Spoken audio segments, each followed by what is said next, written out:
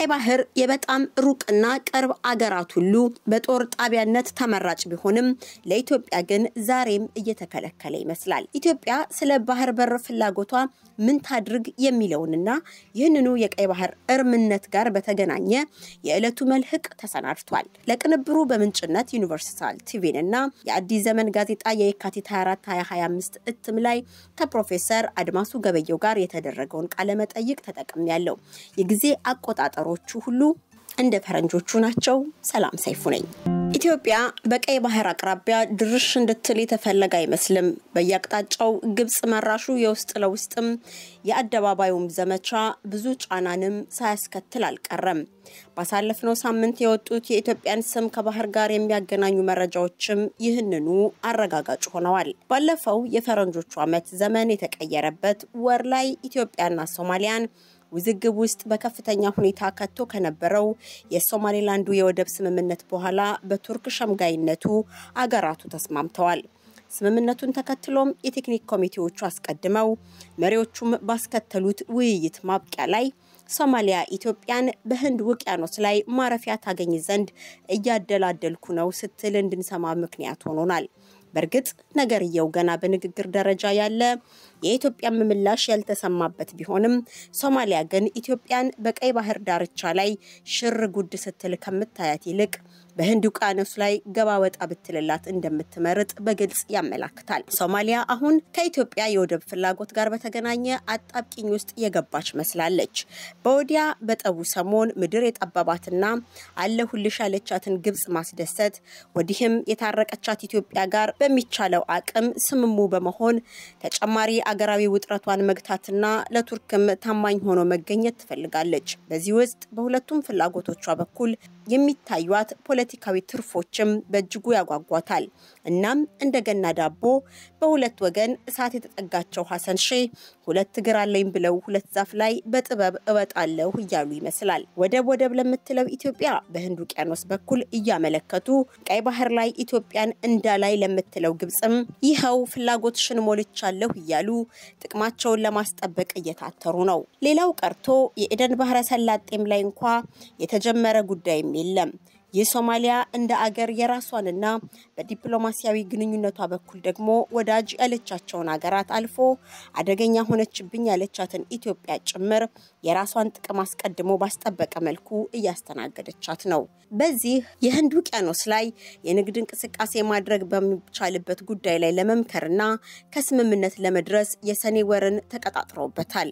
በዚህ ጉዳይ እስከዚህ ቅንብር መሰናዳት ድረስ ምንም ያላለችው ግብጽ ዋና ዓላማዋ ኢትዮጵያን ወደብ አልባ አድርጎ ማኖር ቢሆንም በቀይ ባህር ላይ የመምጣቷ ነገር ግን ይበልጡን አይኗን የሚያቀላው በመሆኑ ሐሳቡን የምትቃወምበት ሰበብ ለጊዜው ያገኘች አይመስልም። ይህ በእንዲህ እንዳለ ምስራቃዊው የኢትዮጵያን ጠርዝ እየታከከ የሚያልፍ የወደብ አማራጭ በኢትዮጵያ አመቺ መሆኑ ጥርጥር እንደሌለው ማስታወስም ይገባል። የአገር በጀት 1/6ኛውን በየአመቱ ለወደብ ኪራይ እየከፈለች ልትዘልቀው አትችልም። በዚያ ላይ የህንድ ውቅያኖሱ ላይ የሚገኘውን ወደብ በተመለከተ ኢትዮጵያ ሐሳቡን ብትቀበለው እንኳን ከደህንነት ጋር በተገናኘ በዚያ ቀጠና የምታደርገው ምንም አይነት ወታደራዊ እንቅስቃሴ እንዲኖር አይፈቀድም። ለምን ቢባል የሶማሊያ ባለስልጣናት ግልጽ አድርገው ያስቀመጡት ነገር ስምምነቱ በሰኔ የሚለቅ በሐምሌ በዚያ የኢትዮጵያን ሸቀጥ የጫኑ መርከቦች መልህቃቸውን መጣል የሚችሉበት ለንግድ እንቅስቃሴ ብቻ ነው የሚል ንግግርን አስቀድመው በዚያኛው ሳምንት ተናግረዋልና ነው። የኢትዮጵያ ቀደምት ግዛቶች ሁሉ አገር በሆኑ ቁጥር በደረቅ መከበቧ ከደካማ የፖለቲከኛ ስራ ጋር ተዳምሮ የኢትዮጵያን በር በላይዋ ላይ አዘግቶባታል። የጅቡቲም የኤርትራም አገር መሆን ይህን ውጤት ቢያስከትልም በተለይ የኤርትራው አካሄድና አሰብን በእልልታና በጭብጨባ ለመሸኘት የነበረው ፍላጎትና ጥድፊያ ኢትዮጵያን ብዙ ዋጋ እያስከፈላት ይገኛል። ምናልባትም ነገርየው በብልሃት ካልተያዘ ወደፊትም ዋጋ ከፈለው ሊቀጥል ይችላል። በተለይም ወታደራዊ አማራጮች ጦርነትን መነሻ ያደረጉ የውልበት አጠቃቀሞች አገራዊ ቀውሳቸው የሚናቅ አይደለም። ፕሮፌሰር አድማሱ ገበየው እንደሚሉት አሁንም ከማንም ጋር የጉልበት ትግል ግብግብና ጦርነት ውስጥ ሳይገባ ኢትዮጵያ ወደብ ማግኘት እንደምትችል ነው። እንኳን በእጃችን የሰጠነውን ወደብ ቀርቶ በጉልበት ተበልጠን ተቀምተን ቢሆን እንኳን ዘመኑ የጦርነት ሂደት ምርጫ የሚደረግበት ዓለም መሆኑንም አስተዋውሰው መንግስትም ለወደብ እዋጋለው ሲል አልሰማሁም። እኔም ባደረኩት ማጣራት ወደብ በጉልበት ለማግኘት የሚደረግ ዝግጅት አለመኖሩን ታዝቤያለሁ ብለዋል። እርግጥ ይህንን ያሉት እርሳቸው ናቸው።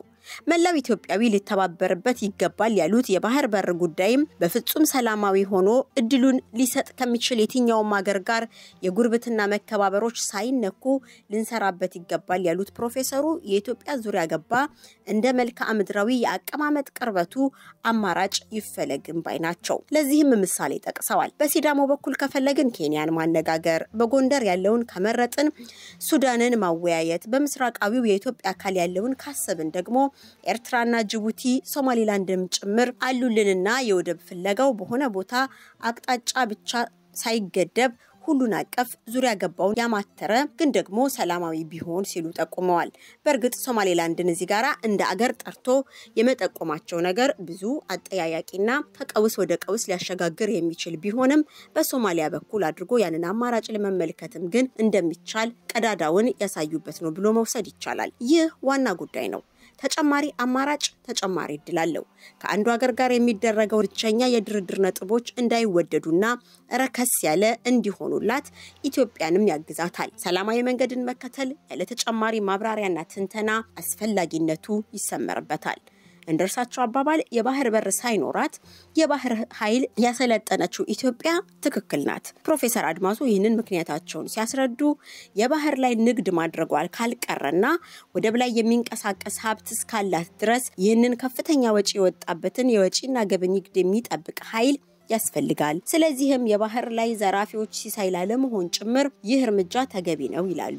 ነገር ግን በተጓዳኝ እስከዛሬ በባህር ንግዷ ላይ ይህ ነው ተብሎ የሚጠቀስ የዘርፊያ ጥቃት ባልተሰነዘረበት ሁናቴ ይልቁንም ቀጠናዊ ግንኙነቷ ውጥረት ውስጥ በገባበት ሰዓት ይህን ኃይል ማደራጀቷ ቀጠናው ላይ ባሉ ሀገራት ዘንድ የሚፈጥረው ስሜት ከባህር ኃይሉ መኖር አንፃር ጥቅምና ጉዳቱ በዲፕሎማሲ መነጽር ተመልክተውት ያብራሩበት ነገር ግን የለም። የሆነ ሆኖ የግብጽ ምቀኝነት፣ የሶማሊያ ተናዳጅነት፣ የሌሎች ሀገራትም የፍርሃት አስተያየት ሁለቱ ሀገሮች ላይ ምንም ልዩነት አያመጣም ኢትዮጵያና ኤርትራ ላይ። ምክንያቱም ኢትዮጵያ የጦርነት ቃጭል አጭኋለች። ሉዓላዊነትና ሌላም ነገሮችን ብለው የፈሯት በስምምነቱ ከኤርትራ ባህር ካለ መጠቀሟ በላይ ግን አይጎዳትም።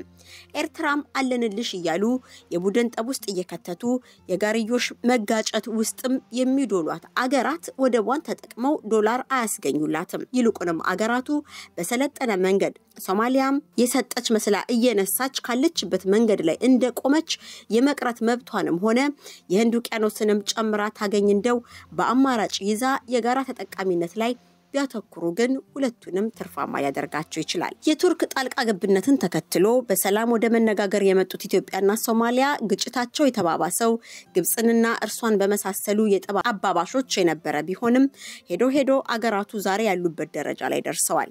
ባለፈው ሳምንት በመሪዎቻቸው በጠቅላይ ሚኒስትር አብይ አህመድና በፕሬዝዳንት ሐሰን መሐመድ በኩልም ተነጋግረዋል። የኤደን ባህረ ሰላጤ፣ ህንድ ውቅያኖስ፣ ቀይ ባህር በወደብ ፍለጋው ላይ ስማቸው ተደጋግሞ ቢነሳም ቀይ ባህር የበጣም ሩቅና ቅርብ አገራት ሁሉ በጦር ጣቢያነት ተመራጭ ቢሆንም ለኢትዮጵያ ግን ዛሬም እየተከለከለ ይመስላል።